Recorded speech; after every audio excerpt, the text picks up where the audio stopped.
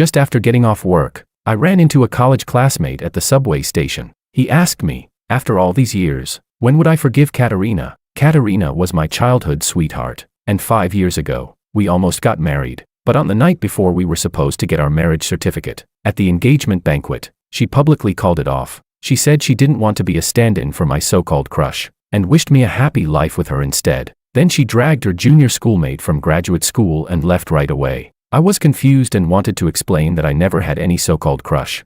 But she had already hurt me so badly that I was left shattered. And in the end, I left City A. Katarina has always had you in her heart. She said that if it weren't for you having a crush and treating her as a substitute back then, she would have married you already. Now, as long as you admit you were wrong, she's willing to rekindle your old romance. Rekindle an old romance? I laughed. My child is already 3 years old. What romance is there left to rekindle? Chapter 1. Domi's eyes widened. He stared at me blankly, as if he had just heard something unbelievable. Am married? His voice stuttered. Your kid is already in kindergarten. I nodded, unwilling to waste more words. I turned to leave. He yanked me back with astonishing strength. No way, Leonardo. You're not lying to me, are you?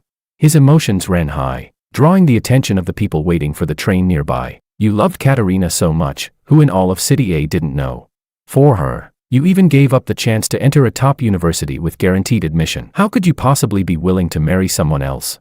I frowned. Hearing these old stories come from his mouth only sounded ironic. I did love Katarina. I loved her enough to give up everything for her, but that was in the past. Why would I lie to you? I asked in return. My indifference seemed to provoke him further. Then who's your wife? What does she do? Is she as beautiful as Katarina? Is her family background as good as hers? He fired off his questions like a machine gun, his words filled with inexplicable hostility, as if I had married someone unworthy of mention. I ignored him, trying to wrench my hand free, but he only tightened his grip. Relentless. Leonardo, are you doing this on purpose? I know what happened back then hurt you, but it's been 5 years. All grudges should be gone by now. Do you even know what Katarina has gone through these past 5 years? He went on, his tone laced with pride. Katarina Lynn, as the only daughter of the Lynn family, took over the Lynn Corporation and proved herself no less than any man. With her bold reforms, the company's market value has tripled. She's become the most dazzling rising star in the business world. Countless wealthy families tried to win her over, but she stayed chaste for you. Other than Julian, her work partner, she hasn't had a single boyfriend. Everyone says she's a love brain, wasting 5 years of her life for a man who didn't know how to cherish her. The Katarina he described sounded devoted and outstanding, like the perfect tragic heroine, but to me, it was only disgusting. I remembered a phone call I received before leaving City A. It was from Katarina's father, Uncle Lynn. His voice was as warm and polite as always, yet carried an unmistakable distance. Leonardo, I know you've been wronged. On the other end, he sighed lightly. That child Katarina, we spoiled her too much. She's got too much of a pampered princess temper. She first comforted me, then her tone shifted. But speaking of which, young people in relationships, it's normal to have some minor conflicts. Katarina is our only daughter. Taking over the Lynn Corporation comes with enormous pressure. The help we can give her is only temporary. What she needs is someone by her side, to guide her and support her. I held the phone in silence. I understood exactly what he meant. I've met that kid Julian a few times. He's got a sharp business mind and is steady. He's accomplished academically, shares many common interests with Katarina, and has been a great help to her career. Uncle Lynn's voice was gentle, yet every word struck me hard. Your gentle nature is a good thing, but for Katarina's position, her future husband needs to be decisive, to have means and strategy. So in his eyes, all of my kindness and gentleness were simply not enough means, not enough strategy. I grew up in the Lynn household. He watched me grow up, treated me like his own son. Yet when it came to the crucial moment, 20 years of bond could not compare to a single sentence, good for her career. In the eyes of these wealthy families, being a good match in status and being a boost to career would always outweigh childhood sweetheart feelings. I said nothing at the time, just quietly hung up the phone. Then I blocked all of their contacts. Leonardo, are you even listening to me? Seeing me drift off, Domi punched me lightly in dissatisfaction. Katarina treats you so well, and now you've married an ordinary woman. Are you really content? Don't you regret it? Regret?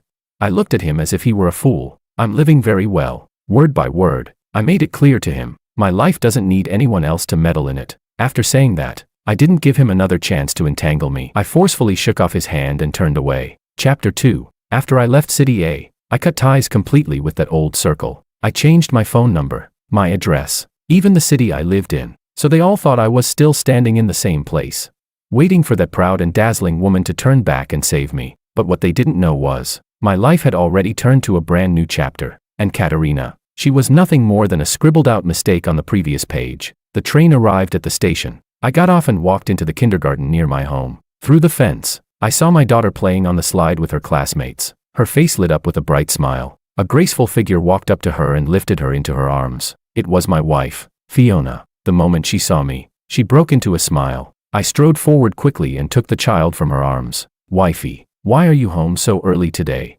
She took the bag from my hand and naturally slipped her fingers into mine. "Of course I missed you both, so I came back earlier." I smiled and pinched my daughter's chubby cheeks. In my arms, she snuggled against me and called out in her milky baby voice, "Daddy."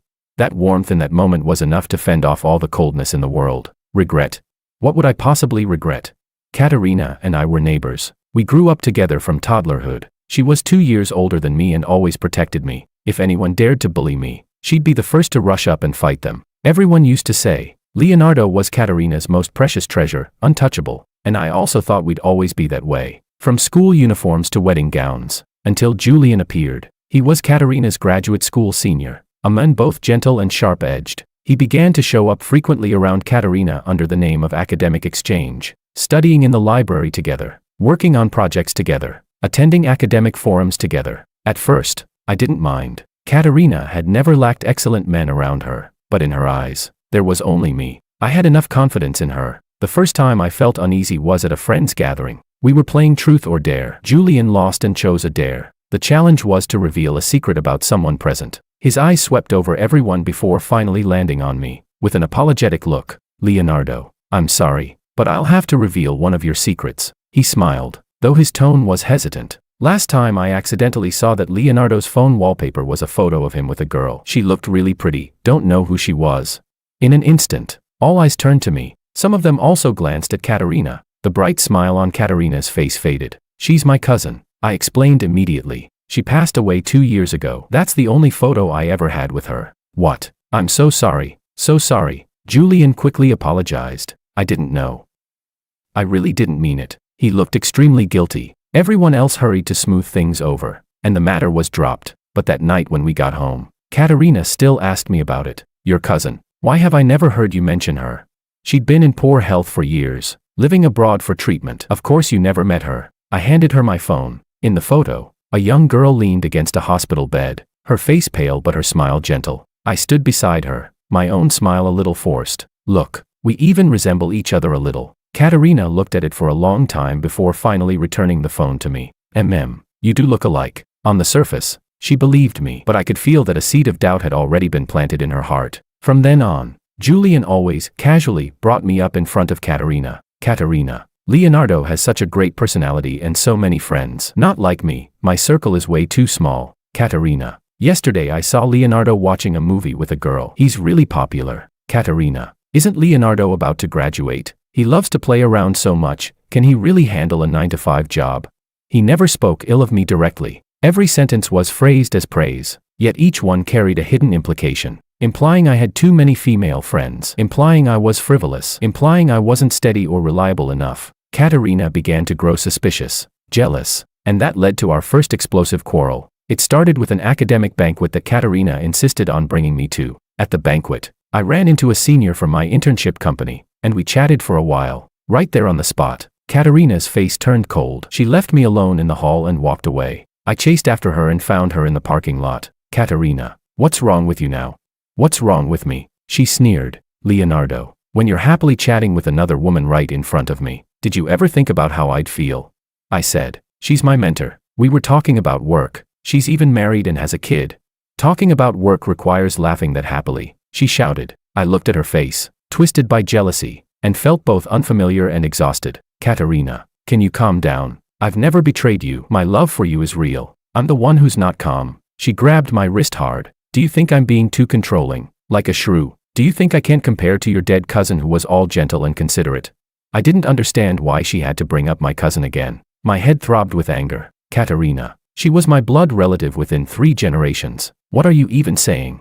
I was shaking all over with rage, but she only gave me a hateful glare before running away. That time, we stayed in a cold war for a long while. I thought our relationship had only hit a small bump, but I never imagined it was only the beginning of the rupture. Chapter 3. A week of Cold War with Katarina. I tried to reach her no fewer than 10 times, but she ignored every one of them, and in the end she blocked and deleted me. Before, whenever we argued, at most 3 days later she would soften and talk to me, but this time, she didn't. I was boiling inside, but the engagement banquet was coming up, and I thought she would eventually come to me. The night before the banquet, I received a message from Julian. It was a photo. In the picture, Katarina was drunk, leaning on his shoulder and sleeping deeply. Julian's head was slightly inclined toward her, with a triumphant smile at the corner of his mouth. Under the photo there was one line of text. Katarina is under a lot of pressure. You should be more considerate of her. I stared at the photo, upset and restless. Still, I comforted myself. She'd simply had too much to drink,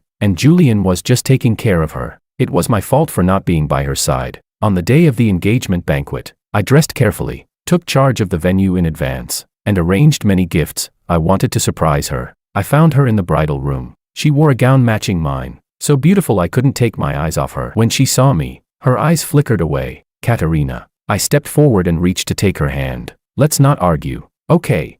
She reacted as if shocked by an electric shock and suddenly yanked her hand away. Her pull was so strong I stumbled, caught off guard. I looked at her in disbelief. Guests were filing in and the host was already ready on stage. We, as the protagonists, stepped to the front. Spotlights shone on us. I forced a smile, trying to keep up the outward peace. Katarina didn't even bother to pretend. She wore a cold expression the entire time and didn't glance at me once. When the host asked us to exchange rings, the fatal blow came. She pulled her hand away from mine again. In front of all the guests, with an icy gaze, she accused me. Being my stand-in was fun for you. Huh?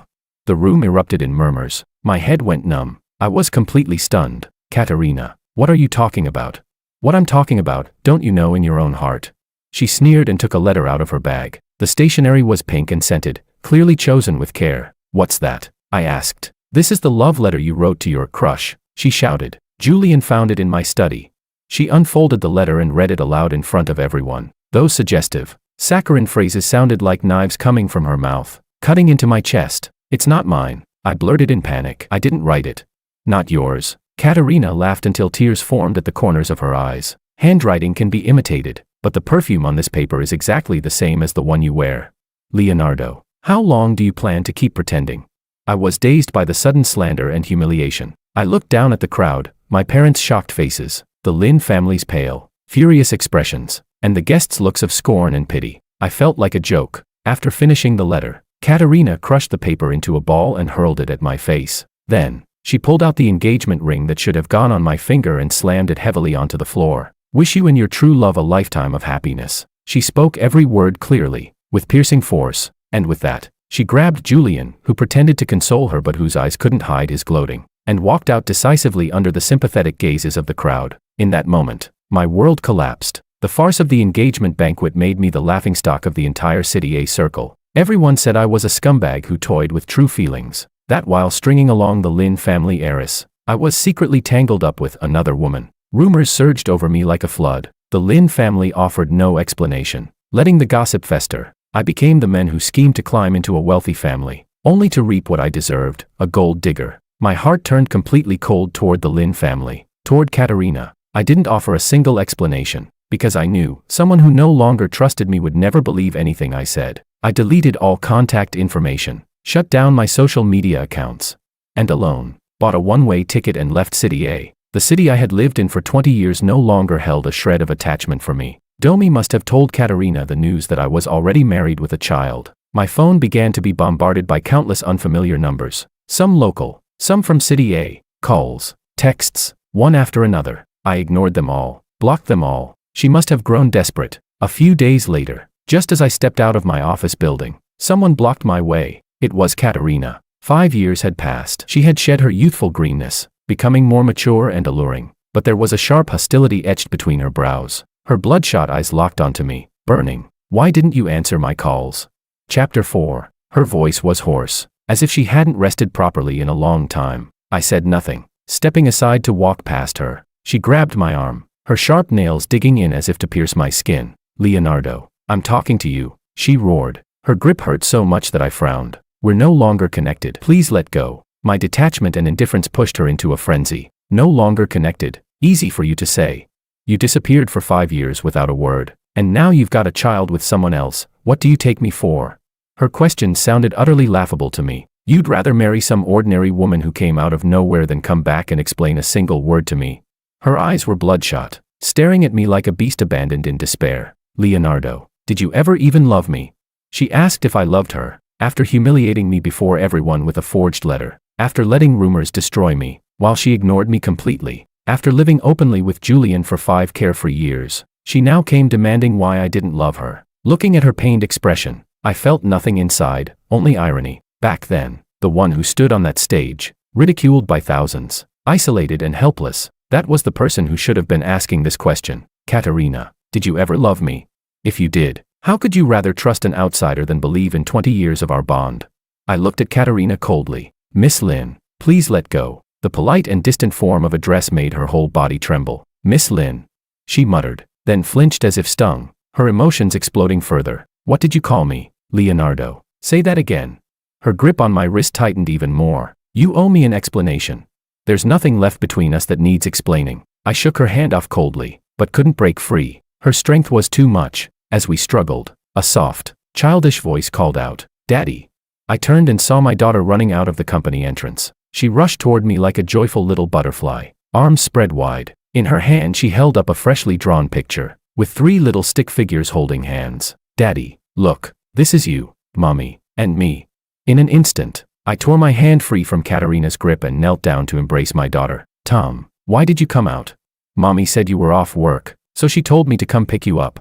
I lifted my head and saw Fiona standing not far away. She was smiling as she watched us, father and child, beside me. Katarina was struck as if by lightning at the sight of my daughter. Her whole body froze. Her face turned deathly pale. Her eyes locked onto the child in my arms, her lips trembling but unable to form a single word. Fiona walked over, naturally kissed my cheek, pinched our daughter's chubby face, and then strolled gracefully to my side. She looked at Katarina, her gaze calm as still water. This lady, do you have some business here?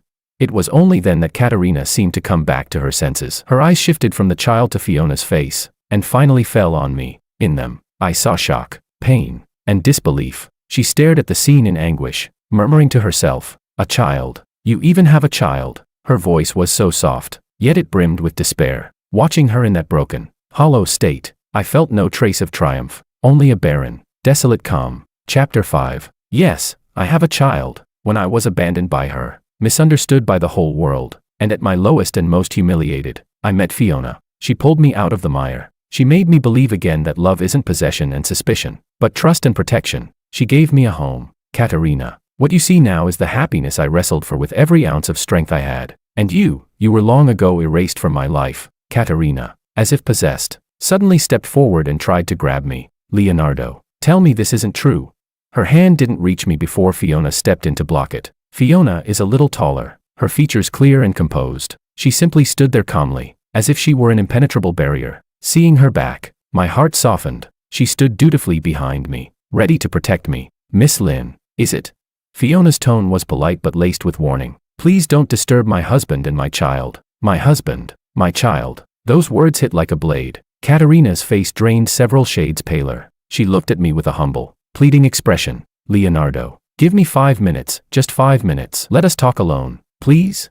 She lowered herself, her voice pleading. If this had been 5 years ago, I might have softened, but now, I only felt amusement. I refused outright. No need. Miss Lynn, there's nothing left to talk about. Then I slipped my arm around Fiona's waist and drew her closer. Wifey, let's go home. Tom must be hungry. Fiona smiled at me gently and nodded. All right. I carried our daughter. She hooked her arm through mine. The 3 of us turned and left. I didn't look back at Katarina even once. I could feel the burning, painful stare from behind. It felt like it would sear my silhouette. I deliberately spoke to Fiona in a low voice, but clear enough for her to hear. Sweetheart, shall we have sweet and sour ribs tonight? Tom loves them. Okay, I just bought fresh ribs this afternoon. I'll have the nanny make them when we get home. You're the best, Mommy. Tom cheered happily in my arms. Our cheerful family chatter was like a cluster of blades, stabbing straight into Katarina's heart. I heard a muffled sound from behind. I didn't turn around, but I knew she had broken down. The once haughty, untouchable Lynn heiress was now crouched on the ground like a dog abandoned by its owner. Utterly pathetic.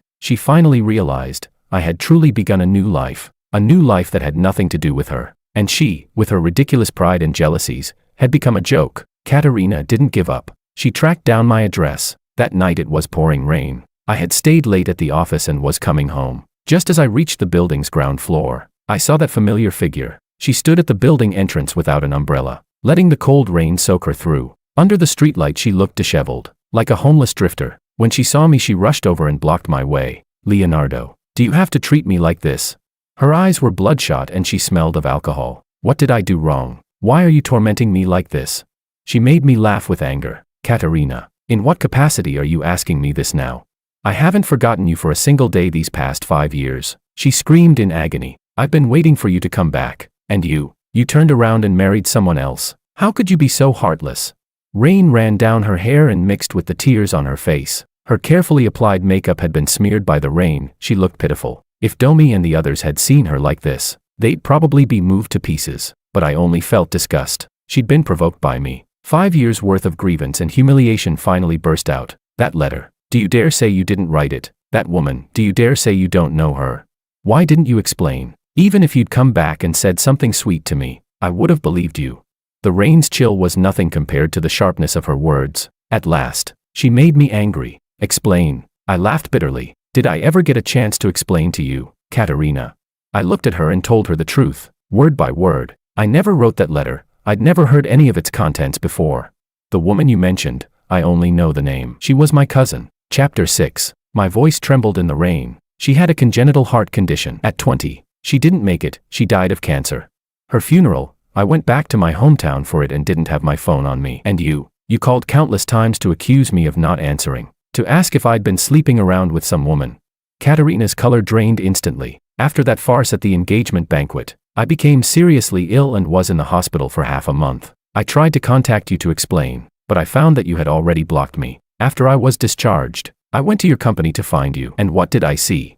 I saw you and Julian walking out of the building, laughing together. He had his arm around your waist, and you didn't push him away. At that moment, I lost all hope. I lifted my head to meet the shock and regret in her eyes. I asked her back, "Did you ever give me a chance to explain?" "Katarina, you preferred to believe a stranger's forged evidence than trust the 20 years between us. What did I ever mean to you?"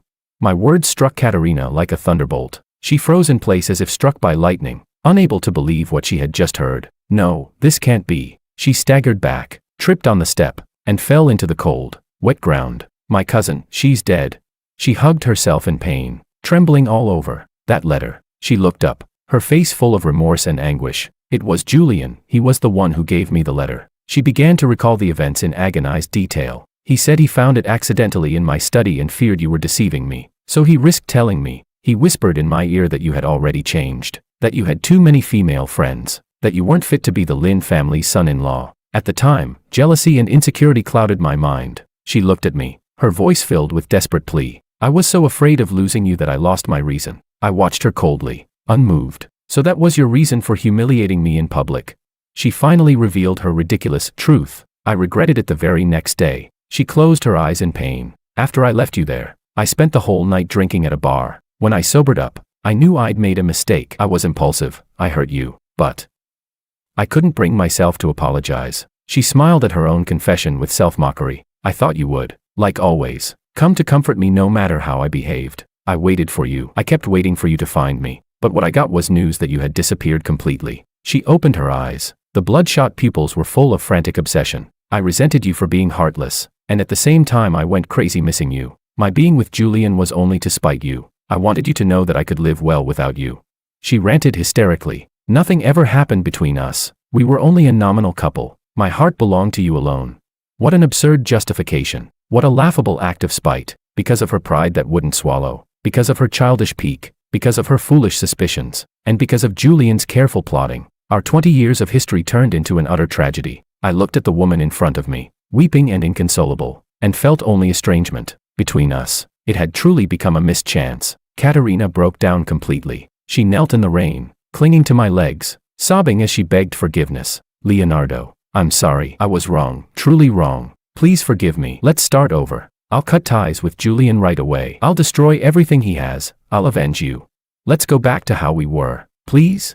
I calmly pushed her hands aside. Rain soaked my hair and clothes. It was cold, but inside I felt calmer than I ever had. It's too late, Katarina. I looked down at her from above. My life has already turned the page. Her cries stopped abruptly. She looked at me with utter despair. I'm not telling you this to make you suffer or to have you take revenge on anyone. I only want justice, for my dead youth, and for my dead cousin. From now on, please do not disturb my life or my family's life. That was my only request of her. Having said it, I didn't look back. I turned and walked into the building. Behind me, her screams tore through the night. Chapter 7. Later, I heard some things about her. After returning, she truly went mad with vengeance against Julian. She used the Lynn family's power to ruin him in academia, leaving him disgraced and stripped of everything. But in doing so, she also destroyed herself. She sank into alcohol day and night, abandoned her career, and the Lynn Corporation's stock value plummeted. At one point, she even sought out Fiona, offering a fortune to make her leave me.